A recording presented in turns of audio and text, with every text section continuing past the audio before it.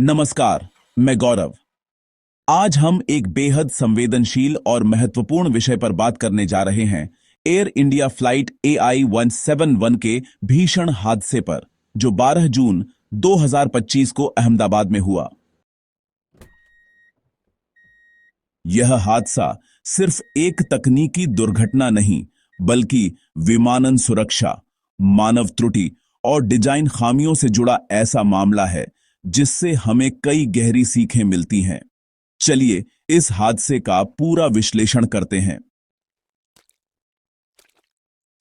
12 जून 2025 को air India की flight AI-171 एक बोइंग 787-8 ड्रीमलाइनर ने अहमदाबाद के सरदार वल्लभ भाई पटेल अंतर्राष्ट्रीय हवाई अड्डे से लंदन गैटविक एयरपोर्ट के लिए उड़ान भरी, लेकिन मात्र 32 सेकंड के भीतर ही विमान दुर्घटनाग्रस्त हो गया। इस हादसे में कुल 260 लोगों की मृत्यु हुई, जिनमें 241 यात्री व चालक दल विमान में और 19 लोग जमीन पर थे। केवल एक व्यक्ति, विवेक कुमार रमेश, एक ब्रिटिश नागरिक, इस हादसे में जीवित बचे। यह घटना न केवल पिछले एक दशक की सबसे घातक विमान दुर्घटना थी, बल्कि बोइंग 787 ड्रीमलाइनर का पहला घातक हादसा भी बन गई। विमान जे मेडिकल कॉलेज के हॉस्टल ब्लॉक से टकराया। कम से कम 5 इमारतें पूरी तरह नष्ट हो गईं। मलबा 1000 फीट तक बिखर गया। जमीन पर लगभग 30 लोग घायल हुए। भारत की एयरक्राफ्ट एक्सीडेंट इन्वेस्टिगेशन ब्यूरो यानी AAIB ने 12 जुलाई 2025 को इस हादसे की प्रारंभिक रिपोर्ट जारी की। यह रिपोर्ट ICAO-NX 13 और भारत के 2017 के विमान दुर्घटना नियमों के तहत जारी की गई। ध्यान दें, यह रिपोर्ट अभी प्रारंभिक है। इसमें किसी को दोषी नहीं ठहराया गया है, बल्कि केवल तथ्यों को सामने रखा गया है। टेकोनॉफ के 3 सेकंड बाद दोनों इंजनों के फ्यूल स्विच रन से कटोनॉफ में बदल गए, जिससे इंजन में अचानक थ्रस्ट बंद हो गया। एक पायलट ने पूछा, तुमने ईंधन क्यों बंद किया? जवाब मिला, मैंने नहीं किया। इससे तकनीकी गड़बड़ी या मानवीय त्रुटि की संभावना बनती है। इंजन एक थोड़ी देर के लिए दोबारा चालू हुआ, लेकिन थ्रस्ट नहीं लौटा। इंजन 2 पूरी तरह फेल रहा। राम एयर टरबाइन या आरएट तैनात हो गया।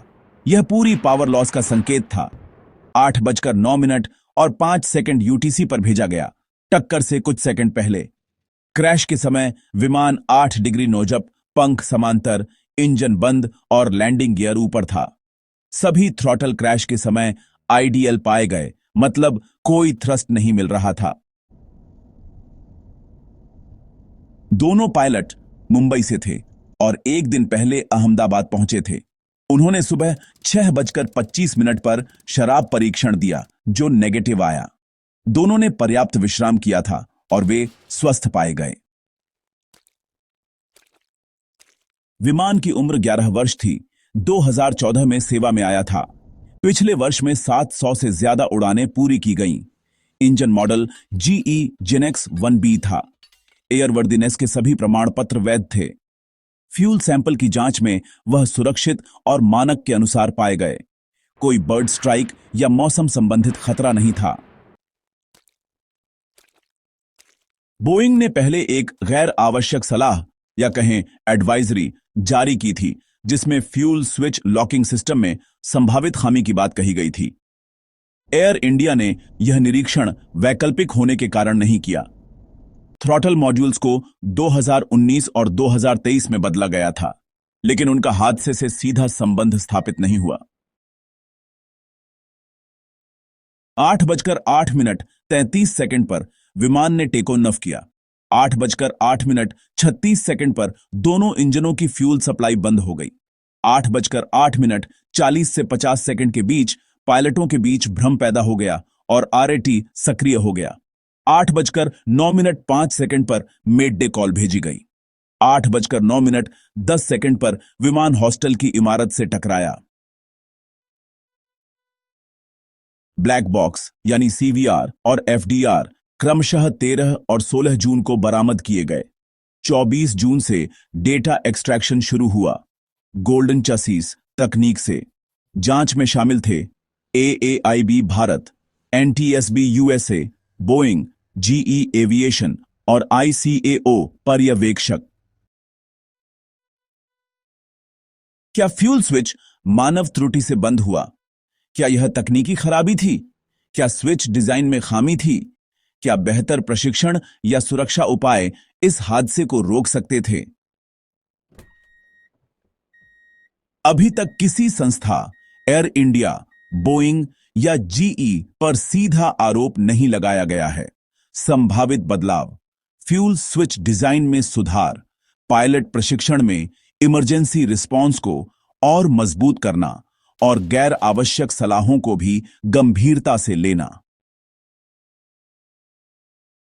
आधुनिक विमान भी एक छोटी गलती या एक स्विच के कारण दुर्घटनाग्रस्त हो सकते हैं। कॉकपिट डिजाइन, सुरक्षा अभ्यास और डेटा रिकॉर्डिंग की अहमियत अत्यधिक है। सावधानी और प्रशिक्षण ही दुर्घटनाओं को रोकने की सबसे बड़ी कुंजी है। एयर इंडिया फ्लाइट AI-1771 का यह हादसा हमें यह दिखाता है कि एक छोटी सी तकनीकी या मानवीय चूक भी कितना भीषण परिणाम ला सकती है। प्रारंभिक रिपोर्ट से यह स्पष्ट है कि दोनों इंजनों में अचानक ईंधन आपूर्ति बंद हो गई, जिससे थ्रस्ट खत्म हुआ और विमान दुर्घटनाग्रस्त हो गया। पायलटों की रिकॉर्ड की गई बातचीत, तकनीकी विवरण और जांच के शुरुआती निष्कर्ष सभी एक ऐसे हादसे की ओर इशारा करते हैं जिसमें संभवतः तकनीक, इंसान और डिजाइन तीनों की भूमिका रही। हमें अब अंतिम रिपोर्ट का इंतजार है, लेकिन तब तक यह हादसा पूरी दुनिया के लिए सावधानी, जवाबदेही और सुधार की पुकार है।